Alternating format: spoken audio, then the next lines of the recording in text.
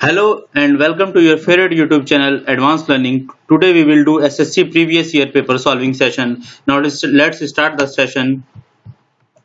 Select the most appropriate option to substitute the underlined segment in the given sentence. If no substitution is required, select no improvement. जो underline section है अगर उसमें improvement की जरूरत है तो वो option को आपको टिक करना है या चूज करना है. She read that novel since she got up in the morning. A है no improvement, B है reads that novel, C है had been reading that novel, D है has read that novel. तो इसका पहले मीनिंग देखेंगे. सी रीड दैट नॉवल वो novel पढ़ रही थी या पढ़ी जब से वो सुबह सो के उठी है. सिंस मतलब जब से वो since she got up in the morning. अब ये किस सेंटेंस में जा रहा है? कोई काम मॉर्निंग से शुरू हो रहा है तो पास्ट में जा रहा है ना. पास्ट में से शुरू हो रहा है और वो चीज पढ़ा जा रहा है, पढ़ लिया गया. ठीक है, पास्ट में सुबह उठा कोई और नॉवेल पढ़ा, स्टार्ट किया, पढ़ लिया. तो क्या हुआ? पास्ट में कोई चीज शुरू हुई. नॉवेल क्या होता है? पढ़ना जब स्टार्ट होता है तो तुरंत खत्म नहीं हो जाता है, एक समय तक चलता है फिर खत्म होता है. तो जब भी ऐसे कोई चीज को ड्यूरेशन वाइज होती है तो वो कंटिन्यूअस में आ जाती है, कंटिन्यूअस टेंस. अब पास्ट है या प्रेजेंट है, क्या होगा? पास्ट परफेक्ट कंटिन्यूअस होगा या प्रेजेंट परफेक्ट होगा, ये देखने के लायक है. हैड बीन होगा. देखिए had been reading that novel, ये पास्ट परफेक्ट कंटिन्यूअस टेंस है. Also known as the past perfect progressive tense. Shows that an action that started in the past continued up until another time. एक action past में start हुआ और एक another time तक continue रहा थोड़ा दिन. तो पास्ट परफेक्ट का रूल क्या है कि पास्ट कंटिन्यूअस टेंस जो होता है, पास्ट परफेक्ट कंटिन्यूअस, उसमें हैड बीन लगता है, फिर वर्ब जो प्रेजेंट पार्टिसिपल है, जो रूट है, वो रीडिंग हो जाएगा. देखिए हैड बीन के बाद क्या लगेगा? रीडिंग. रीड का रीडिंग हो जाएगा. Hence option C is the correct answer. पिछले सेशन में भी मैंने बताया था जब कोई चीज कंटिन्यू होती है तो वो कंटिन्यूअस टेंस में आती है हमेशा. कंटिन्यूअस क्या है? अब आपको ये उसमें क्वेश्चन में ये देखना रहता है कि वो प्रेजेंट कंटिन्यूअस है, पास्ट कंटिन्यूअस है या फ्यूचर कंटिन्यूअस है. कंटिन्यूअस मतलब कोई चीज स्टार्ट हुई और कुछ देर तक चली. प्रेजेंट में होता है कुछ देर स्टार्ट हुई और चल रही है. पास्ट में होता है कुछ देर स्टार्ट हुई, एक समय स्टार्ट हुई और चली फिर खत्म हो गई, तो हैड बीन लगता है. और प्रेजेंट में क्या होता है? एक समय स्टार्ट हुई, चली और चल रही है, तो ये प्रेजेंट कंटिन्यूअस हो जाता है. तो फ्यूचर में क्या होता है? स्टार्ट होगी, चलेगी. ठीक है, तो ये चीज है. सेकंड क्वेश्चन देखेंगे, समझ में आ गया होगा. हैड बीन होगा. नो रीड्स दैट नॉवेल नहीं होगा. रीड्स का लगता है रीड्स दैट नॉवेल, ये प्रेजेंट मूवमेंट का कुछ अगर बात हो रही है कि वो तुरंत हुआ, खत्म हो गया, रीड करके खत्म हो गया, नहीं, वो नहीं होगा. Has read that novel, no, it is the wrong answer, क्योंकि यहाँ क्या दिया है? Since she got up in the morning, morning में उठी, यानी पास्ट में हुआ है ये. ठीक है, कोई चीज, एक घटना बताया जा रहा है कि वो सुबह उठी और नॉवेल पढ़ी. ठीक है, तो C is the right answer. Second, in the sentence identify the segment which contains the grammatical error. इसमें grammatical error बताना है. Question number 2 है torrential rains and winds of up to 170 km per hour swept away roads, homes and bridges and knocking down power and communication line. तो टॉरेंटियल rains और जो हवा है, टॉरेंटियल जो रेन्स है और जो हवा है जो 170 किलोमीटर पर आवर के स्पीड से चल रही है, वो क्या होता है? स्वेप्ट पूरे रोड को क्या किया है? भिगा दी है और पूरे बहा के ऐसे एकदम ले गई है. होम्स एंड ब्रिजेस, घरों को और पुल्स को, जो जितने पुल हैं, ब्रिजेस हैं, पूरे सबको, और पावर और कम्युनिकेशन लाइन जो है सब ठप हो गई. कोई बहुत ही बड़ा भयानक, वो जैसे नहीं होता, बहुत ज्यादा वर्षा हो जाती है तो होता है. तो ये इसमें क्या क्या ग्रामेटिकल एरर है देखना है. होम्स एंड ब्रिजेस होगा. होम्स एंड ब्रिजेस ये लिखा है, देखिए होम्स एंड ब्रिजेस ये गलत है. विंड्स ऑफ अप टू गलत है. नॉकिंग डाउन गलत है. स्वेप्ट अवे रोड्स गलत है. मैं बताऊंगा इसमें कैसे देखते हैं कि क्या गलत है. पढ़ने से ही आता है, वैसे तो लॉन्ग टर्म में तो पढ़ने से ही आता है, लेकिन ग्रामर हम आप लोग को पढ़ाएंगे क्लासेस जब स्टार्ट होगी सही से, तो आपको ग्रामर में एक एक आर्टिकल वाइज सब पढ़ाता जाऊंगा, एक्टिव पैसिव टेंस वगैरह सब. तो इसका आंसर क्या है? देखिए सॉल्यूशन, नॉकिंग डाउन होगा. नॉकिंग डाउन, देखिए नॉकिंग डाउन होगा.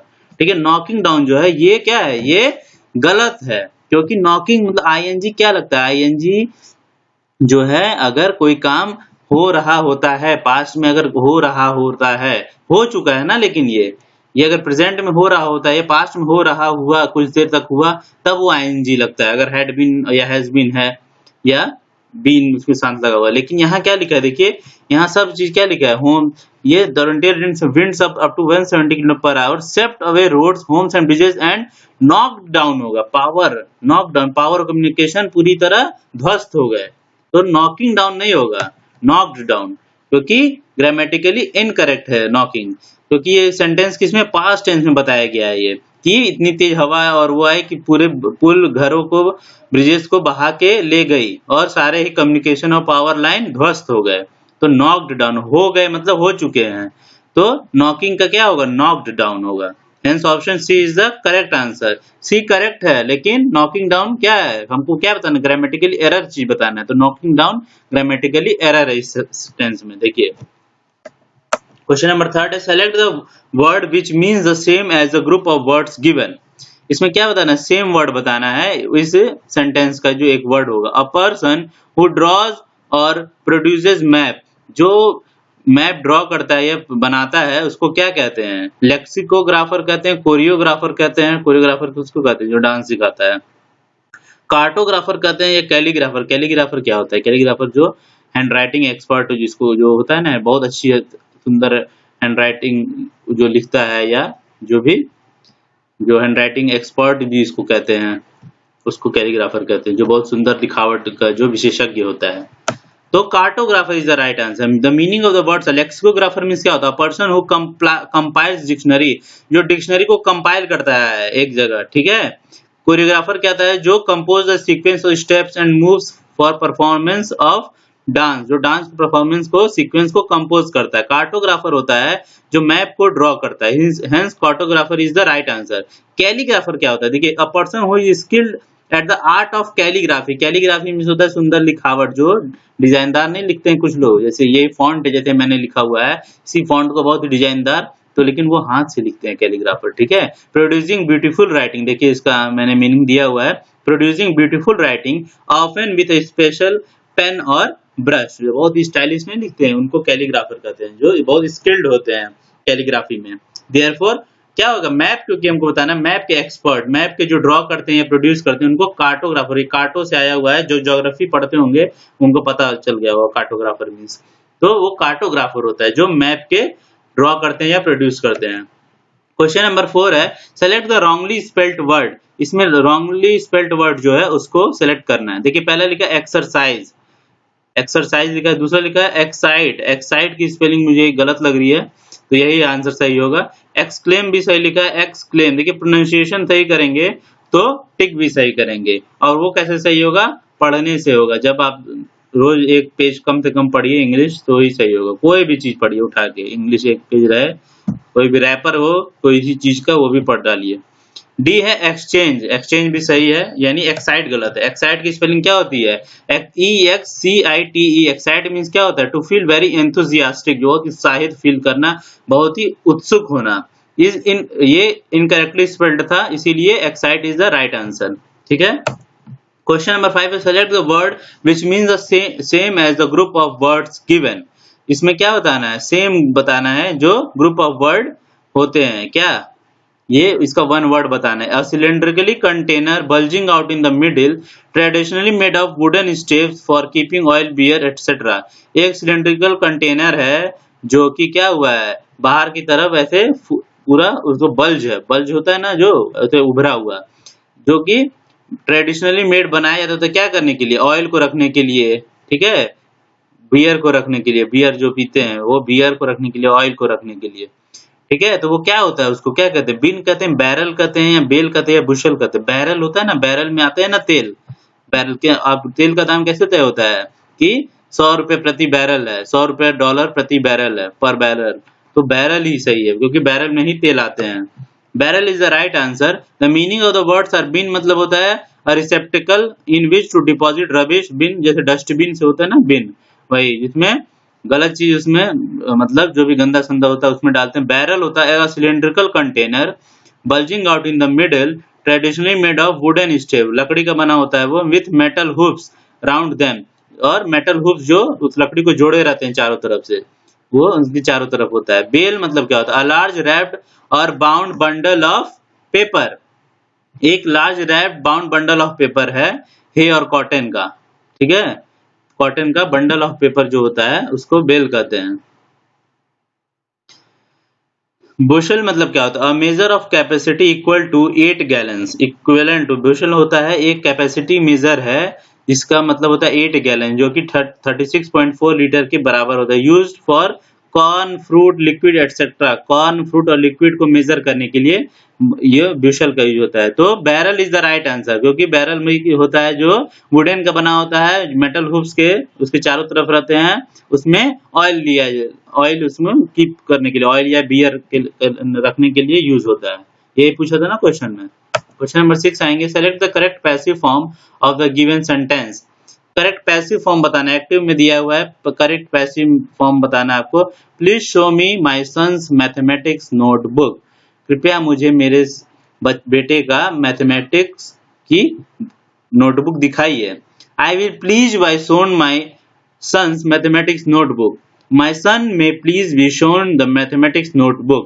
My son's mathematics notebook was please shown to me. I may please be shown my son's mathematics notebook. D मुझे लग रहा है, देखेंगे आंसर क्या है। D is the right answer. I may please be shown my son's mathematics notebook. क्यों D होगा, बाकी क्यों नहीं होगा? देखिए इसमें क्या है, उसको रिक्वेस्ट कर रहा है ना कि मेरे बच्चे का, जैसे स्कूल में गया होगा कोई गार्जियन, वो अपने बेटे का मैथमेटिक्स नोटबुक मांग रहा होगा, जो उसके टेस्ट पेपर होंगे या टेक्स्ट बुक जो होंगे उसको मिले होंगे नंबर वो। तो पहले का मीनिंग क्या निकल रहा है, देखिए I will please be shown my son's mathematics note. मैं बहुत प्लीज हो जाऊंगा, मैं बहुत ही प्लीज मतलब क्या होता है किसी को, प्लीज मतलब क्या होता है आनंद, मैं बहुत ही खुश हो जाऊंगा अगर आप be shown my son mathematics notebook. खुश हो जाए, क्या क्यों खुश होना है? नो, ये गलत है। बी क्या है, माई सन में प्लीज, मेरा बच्चा शायद खुश हो, नहीं ये नहीं, यहाँ प्लीज का मीनिंग ही बदल जा रहा है ए और बी में। तो सी में देखिए my son mathematics notebook was please shown to me, no ये गलत लिखा है, वॉज लिखा है इसमें, गलत है। डी क्या है, आई में प्लीज, ये रिक्वेस्ट कर रहा है ना, तो पैसिव फॉर्म में क्या होता है, जो सेकंड रहता है ऑब्जेक्ट रहता है वो और सब्जेक्ट इंटरचेंज हो जाता है। तो I may please be shown my son's mathematics note book. I may please, क्योंकि वो प्लीज शो मी बोल रहा है ना, मी और माई सन ये अलग अलग है ना, तो मी का पहले क्या हो जाता है, माई हो जाएगा, आई हो जाएगा, आई मे, ठीक है। प्लीज क्या होता है, प्लीज रिक्वेस्ट होता है तो मे हो जाएगा, I may please be shown my son's mathematics notebook. देखिए सॉल्यूशन क्या है, following rule should be considered while changing active form to passive voice. The places of subject and object जो मैंने बताया था इंटरचेंज हो जाएंगे। Third form of the verb use होता है, past participle will be used as a main verb in the passive voice. क्या कौन सा यूज होता है, third form of the verb. Verb क्या है इसमें, शोन, शोन है ना, third form of the verb, और पास्ट पार्टिसिपल यूज होगा इसमें, ठीक है। Option D correctly provides the passive form of the given sentence, hence D is the right answer. Select the synonym of the given word. Synonym बताना inept का synonym बताना है। ए है फिट, बी है स्ट्रॉन्ग, सी है क्लमजी, डी है capable. तो inept मतलब होता है क्या, इनेप्ट मतलब होता है हैविंग और शोइंग नो स्किल, बिना किसी स्किल का, बिना किसी कुशलता का होना, ठीक है। क्लमजी होना, थोड़ा बहुत ही ढील, जो नहीं होते बहुत ढीले टाइप के, कोई चीज, कोई स्किल नहीं है, कुछ नहीं है, तो इसका मतलब होता है इनेप्ट, ठीक है। इनेप्ट का मतलब ये होता है जो बहुत ही नो, बिना स्किल के रहते हैं, बिना कोई उसको काम नहीं आता है। तो इसका सिनोनिम्स क्या होगा बताइए, सिनोनिम्स क्या होगा? सिनोनिम्स फिट होगा, नहीं, फिट तो बहुत सही होता है, सुटेबल क्वालिटी होती है एक अच्छे आदमी की। स्ट्रॉन्ग भी नहीं होगा, ये तो एंटोनिम्स होगा। क्लमजी होगा, बहुत ही बोलता है नहीं, बहुत ही क्लमजी भी है, क्लमजी लग रहा है वो, तो क्लमजी का मतलब क्या होता है, ऑकवर्ड इन मूवमेंट और इन हैंडलिंग थिंग्स, बहुत ही मूवमेंट, किसी भी चीज को हैंडल करने में बहुत ही ऑकवर्ड, मतलब ढील ढाल रवैया जिसका होता है उसको क्लमजी कहते हैं। कैपेबल क्या होता है, कैपेबल मतलब क्या होता है, एबिलिटी, जो बहुत ही एबल रहता है। तो ये भी सिनोनिम्स, ये भी इनेप्ट का क्या है, ये एंटोनिम्स है, सिनोनिम्स नहीं, हमको सिनोनिम्स बताना है, क्लमजी सिनोनिम्स है, ठीक है। Option C is the correct answer. Fit, strong, capable क्या है, इसके एंटोनिम है, हमें सिनोनिम्स बताना है। इनेप्ट मतलब होता है नो स्किल, क्लमजी मतलब भी नो स्किल या ऑकवर्ड। क्वेश्चन नंबर 8 है, select the antonym of the given word. 8 है एक्सेप्शनल। एक्सेप्शनल का एंटोनिम बताना है, uncommon, unimaginable, unthinkable, unremarkable. Exceptional मतलब होता है क्या, बहुत ही अनयूजुअल जो होता है, बहुत नॉट टिपिकल। बहुत ही कॉमन होता है उसको क्या बोलते हैं, बहुत ही यूजुअल चीज होता है, और बहुत एक्सेप्शन नहीं होता है, किसी भी चीज का एक्सेप्शन लेवल होता है, अरे ये तो बहुत ही विरले ही होता है, बहुत ही कम ही होता है। तो इसका क्या होगा, अनकॉमन होगा, अनकॉमन नहीं होगा, क्योंकि वो होता है आउट ऑफ द ऑर्डिनरी, ठीक है, आउट ऑफ ऑर्डिनरी होता है उसका मतलब, अनकॉमन मतलब बहुत ही अनकॉमन सा है। एक्सेप्शनल का मीनिंग यहाँ क्या है, नॉट टिपिकल। अनइमेजिनेबल क्या होता है, डिफिकल्ट और मतलब जो सोच ना सके आदमी। अनथिंकेबल होता है टू अनलाइकली और undesirable to considerable a possibility. Unthinkable मतलब ये तो पॉसिबल ही नहीं है, जो चीज पॉसिबल नहीं होता ये है, नहीं बोलते हैं कि ये एक इसको पॉसिबिलिटी हो ही नहीं सकती है, ये कोई सोच भी नहीं सकता, तो अनथिंकेबल है। इसीलिए unremarkable is the right answer, क्योंकि नॉट पर्टिकुलरली इंटरेस्टिंग और सरप्राइजिंग। इसका एंटोनिम, क्या बताना है आपको, एंटोनिम बताना है ना, बाकी सब क्या है सिनोनिम। आपको देखिए क्या है, अनकॉमन क्या हो जाएगा, सिनोनिम्स हो जाएगा ना एक्सेप्शन का। एक्सेप्शन मीन्स भी अनयूजुअल होता है और अनकॉमन मीन्स भी अनयूजुअल होता है। और अनरिमार्केबल क्या होता है, रिमार्केबल मतलब होता है बहुत ही प्रतिष्ठित कोई परफॉर्मेंस, नहीं बोलते रिमार्केबल परफॉर्मेंस, बहुत ही अच्छा कोई एक्सेप्शनल लेवल का परफॉर्मेंस करता है। तो अन क्या, अन आगे लग जाएगा तो क्या हो जाएगा कि बहुत ही इंटरेस्टिंग नहीं, बहुत ही सरप्राइजिंग नहीं है, ये तो ठीक है, ठीक ठाक है, जो बहुत ही एवरेज जो होता है।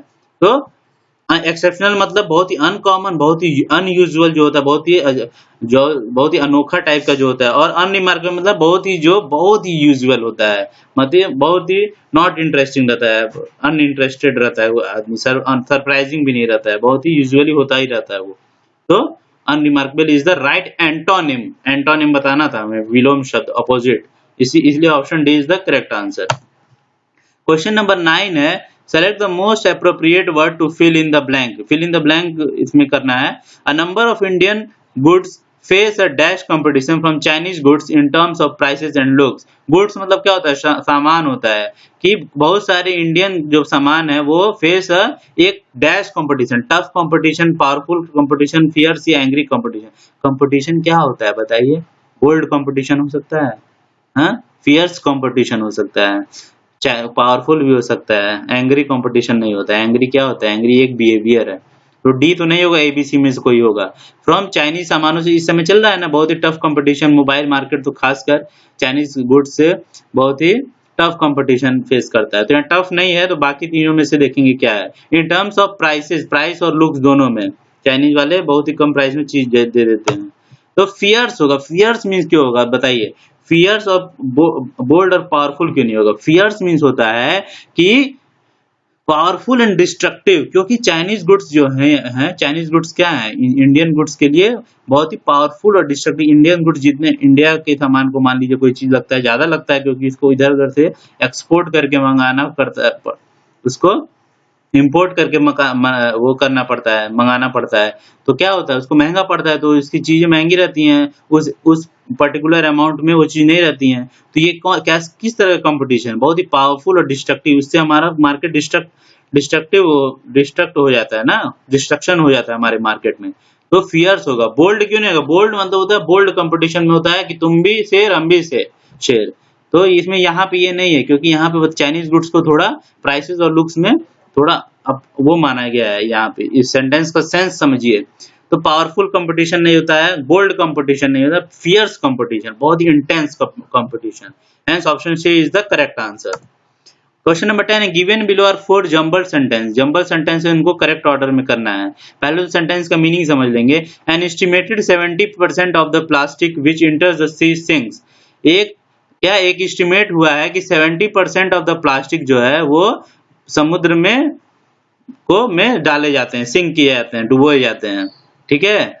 और बी है, तो ये क्या है, ये एक तरह का फ्री स्टेटमेंट भी हो सकता है, तो ये पहला हो सकता है, जरूरी नहीं हो भी सकता है, लेकिन हो सकता है। चलिए एक और देखेंगे, अगर कोई और फ्री मिल गया तो वो भी पहला हो सकता है। तो ऑड वन, तो हमेशा इसको इरेज, जब अल्टरनेट आप करते चलेंगे तो ज्यादा बेहतर रहेगा। This is a problem that stretches far beyond India. अब लिखा है this is a problem, this कहाँ यूज होता है, जब पहले कोई सेंटेंस बता दिया गया है कि यह मतलब क्या होता है, आप कोई चीज आपके सामने है या किसी चीज के बारे में आप जिक्र कर चुके हैं, तब फिर उसको प्रोनाउन का यूज कर रहे हैं, क्योंकि वो आदमी इंसान को पता है कि वो क्या है, तो दिस का यूज करते हैं, इसलिए दिस पहला सेंटेंस तो बिल्कुल नहीं होगा।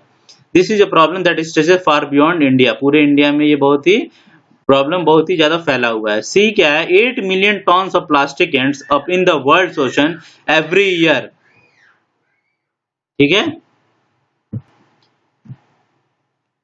end up in the world ocean every year causing damage to the fragile ecosystem। 8 million tons of plastic जो है वर्ल्ड के ओशन में एवरी ईयर क्या होता है, उसमें खत्म डिपॉजिट होते हैं, कॉजिंग बहुत ही ये डैमेज कर रहे हैं हमारे इकोसिस्टम को, फ्रेजाइल कर रहे हैं, मतलब बहुत ही फ्रेजाइल मतलब होता है जीर्ण शीर्ण कर रहे हैं। तो ये भी एक पहला सेंटेंस हो सकता है, ए और सी में कोई एक पहला सेंटेंस होता है। इसीलिए ऑप्शन में भी देखिए दो ऑप्शन ए का दिया हुआ है, दो ऑप्शन सी का पहला दिया हुआ है। सी सेंटेंस दो ऑप्शन में है ना पहला, देखिए बी और सी ऑप्शन में सी सेंटेंस पहला है और ए और डी में ए सेंटेंस पहला है, तो ए और सी में कंफ्यूजन है। देखिए अब डी के and much of it is not biodegradable, and much of D is not biodegradable ये लिखा है।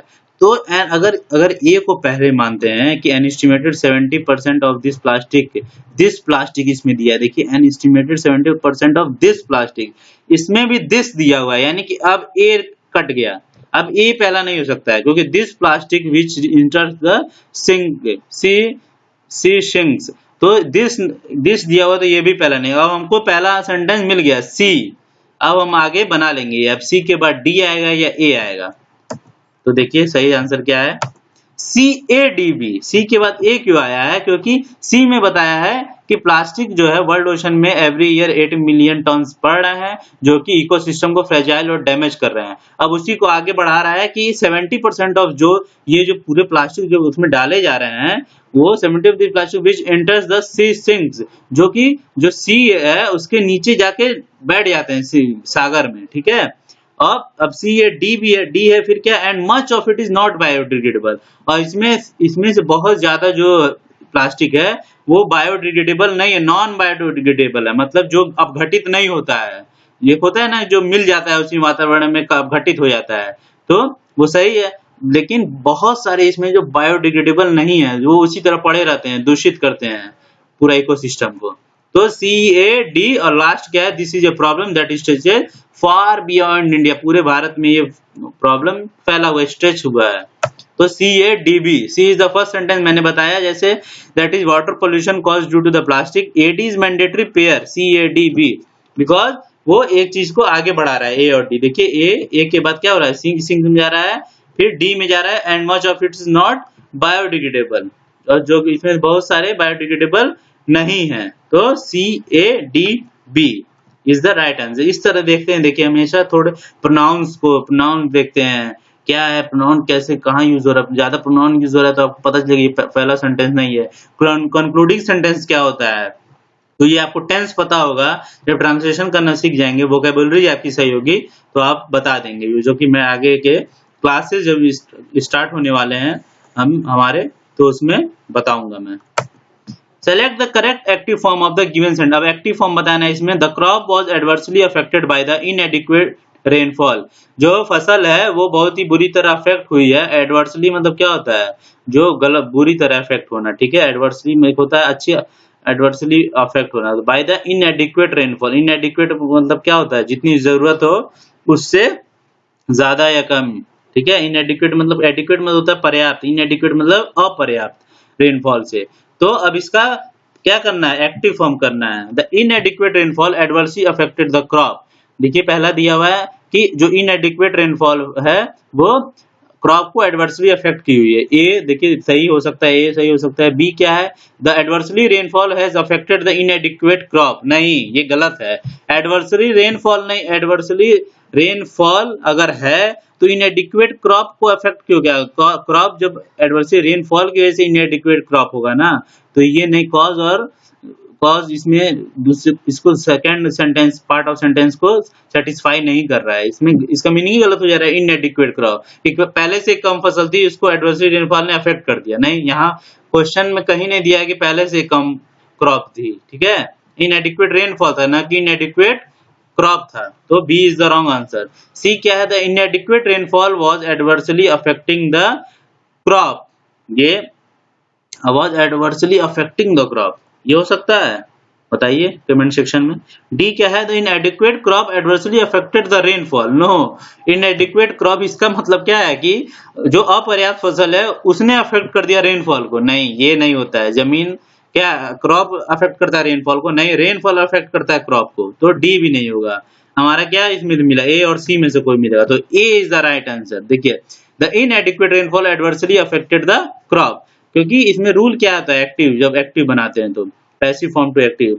Who is doing an action, इसमें क्या कौन एक्शन कर रहा है? तो inadequate rainfall adversely affected the, इसमें जो एक्शन डूअर क्या है कि जो रेनफॉल है, इनएडिक्वेट अपर्याप्त जो बारिश है वो है डूअर। सेंटेंस हो the object is performing the action, ठीक है। The sentence so that the subject is performing the action. Therefore, option A correctly provides the active form of the given sentence. मैंने समझा दिया क्यों A होगा, ठीक है। क्यों C नहीं होगा? क्योंकि the inadequate rainfall was adversely affecting the crop. No, adversely affecting the crop, affect was है, ing कहाँ? ये तो लगेगा ही नहीं, ठीक है। तो inadequate rainfall adversely affected the crop, ये A is the right answer. 12 है, select the wrongly spelled word. Commission, committee, comparable, consign. Consign है, कमीशन है, कमिटी है, कंपेरेबल है, तो डी मुझे तो गलत लग रहा है। डी देखिए गलत है, कंसाइंस होता है, ठीक है, कंसाइन नहीं होता है। देखिए कंसाइंस होता है, कंसाइंस। कंसाइंस मींस क्या होता है? एक मोरल सेंस, कोई सी गलत और सही को पहचानने का आप में एक समझ है, उसको कंसाइंस कहते हैं, ठीक है। Acting as a guide to be one's behaviour, जो कि तो कंसाइन लिखा है NSCIEINE, जो कि कौन साइंस, ठीक है, कौन साइंस, कौन के बाद साइंस लगता है, SCIENC, साइंस की स्पेलिंग आती है। यहाँ क्या लिखा है? कौन सीन लिखा है, कौन सीन, कौन साइन, गलत स्पेलिंग ही लिखा है। तो ये बाकी कमीशन की स्पेलिंग सबको पता है, डबल M होता है, I होता है, डबल S होता है, ION होता है। कमिटी में भी डबल M होता है, I होता है, डबल T होता है, डबल E होता है। कंपेरेबल, कंपेयर से कंपेरेबल बना है, ऐसा ये इस तरह के वर्ड मैंने कल भी बताए थे। तो कंसाइन जो है वो रॉन्गली स्पेल्ड वर्ड है। क्वेश्चन नंबर 13 है, select the antonym of the given word. Pardon. Pardon means होता है माफ करना, तो इसका विलोम शब्द क्या होगा? माफ करने का मतलब सजा देना होता है। तो काइंडनेस मतलब होता है दयालु। ग्रेस मतलब भी पॉजिटिव वर्ड है, ये नहीं होगा। पनिश होता है, पनिश मतलब क्या होता है? पनिश मतलब सजा देना। मर्सी मतलब भी दया होता है। तो punish is the right antonym. माफ करने का क्या होता है? सजा देना, ठीक है। माफ करने का एंटोनिम क्या होगा? सजा देना। ग्रेस मतलब होता है smoothness and elegance of movement. Punish क्या होता है? एक पेनाल्टी या सैंक्शन लगाना किसी पे। मर्सी क्या होता है? कंपैशन और फॉरगिवनेस। मर्सी पढ़े, मर्सी, ठीक है। मर्सी मतलब क्या होता है? क्षमा, जो बहुत ही दयालु, दया दिखाना, दया होता है। कंपैशन और फॉरगिवनेस, एक मर्सी क्या भाव है इंसान का, कि इसमें होता है ना, जैसे कोई ड्रामा अगर आप पढ़े होंगे तो उसमें बोलता है हैव मर्सी, हम पर मुझे दया दिखाइए थोड़ी। तो option C is the correct antonym. Pardon means माफ करना, पनिश मींस सजा देना या पेनाल्टी करना, कुछ भी। 14 है इनआर्टिकुलेट। देखिए सिनोनिम बताना इनआर्टिकुलेट का। इलोक्वेंट होगा, इनकोहेरेंट होगा, फ्लुएंट होगा या इनएविटेबल होगा। तो इनकोहेरेंट होगा। इनआर्टिकुलेट मींस होता है unable to express one ideas और फीलिंग क्लियरली और इजी। अपने आइडिया और फीलिंग को जो क्लियरली एक्सप्रेस नहीं कर पाते हैं उनको इनआर्टिकुलेट कहते हैं। और इनआर्टिकुलेट का एक और अपोजिट होता है आर्टिकुलेट, जो कि ऑप्शन में नहीं दिया है, नहीं तो हम क्या कर देते हैं, हमको, क्योंकि इसको अगर एंटोनिम पूछता तो आर्टिकुलेट हो जाता, लेकिन इसमें सिनोनिम्स पूछा है। तो इनआर्टिकुलेट मतलब क्या होता है? अपने आइडियाज और फीलिंग्स को सही से ना बता पाना। बहुत सारे लोग होते हैं नहीं बता पाते हैं। तो इसका सिनोनिम्स क्या होगा? पर्यायवाची क्या होगा? इलोक्वेंट होगा, फ्लुएंट और परसुएसिव इन स्पीकिंग और राइटिंग। इलोक्वेंट मतलब जो बहुत अच्छे से बता सकते हैं, बहुत ही सही तरीके से। परसुएट कर लेते हैं, दूसरे को क्या कर लेते हैं? राजी कर लेते हैं अपने बात से, या अपनी बात इम्प्रेस कर लेते हैं। इनकोहेरेंट क्या होता है? Of scope. इनकोहेरेंट होता है एक्सप्रेस्ड इन एन अनकॉम्प्रिहेंसिबल और कंफ्यूजिंग। इनकोहेरेंट मतलब भी वही होता है, कंफ्यूजिंग वे में एक्सप्रेस करना अपने आप को। तो इनकोहेरेंट और इनआर्टिकुलेट दोनों सेम ही है, ठीक है। अनक्लियर जो होता है। फ्लुएंट मतलब भी होता है जो बहुत इजीली फ्लुएंटली बोलते हैं, नहीं होता इंग्लिश, बहुत ही फ्लुएंटली इंग्लिश बोलना, बहुत ही फ्लुएंटली स्पीच दे रहे हैं, तो फ्लुएंट भी नहीं होगा। फ्लुएंट क्या है? एंटोनिम। हमें क्या बताना है? सिनोनिम बताना है इनआर्टिकुलेट का, ठीक है। तो incoherent is the right answer. Question number 15 है, select the most appropriate meaning of the given idiom. Pull someone's leg. किसी की टांग खींचना, ये तो हिंदी में भी होता है, तो आपको पता ही होगा क्या होता है। Joke with someone, trust someone, किसी पे विश्वास करना। टेल समवन अ सीक्रेट, किसी को कोई राज बताना, नहीं ये भी नहीं होगा। गेट अपसेट विद समवन, किसी से नाराज हो जाना, नहीं। जोक विद समवन, किसी के साथ मजाक करना, तो joke with someone is the right answer, क्योंकि इसको टू पुलिंग समवन्स लेग मतलब होता है किसी की टांग खींचना, किसी की चिढ़ाना होता है, नहीं किसी को। It's almost too easy to, for example देखिए इसमें सेंटेंस दिया, I love pulling my sister's leg, it's almost too easy to annoy her, मुझे अपनी सिस्टर को परेशान करना पसंद है, क्योंकि बहुत ही उसे बहुत आसान होता है उससे को परेशान करना। Therefore option D is the correct answer. ठीक है, thank you, like and subscribe, और बताइए कैसा लगा आप लोगों को कमेंट सेक्शन में। हम और क्लास स्टार्ट करने वाला हूं मैं फिर ग्रामर सेक्शन का, जो भी UPSSC के एग्जाम्स हैं, जेई के जो इंग्लिश सेक्शन आता है वो पूरा मैं चैप्टर वाइज पढ़ाऊंगा आप लोग को। ठीक है, तो बताइए कैसा लगा ये वीडियो। Thank you.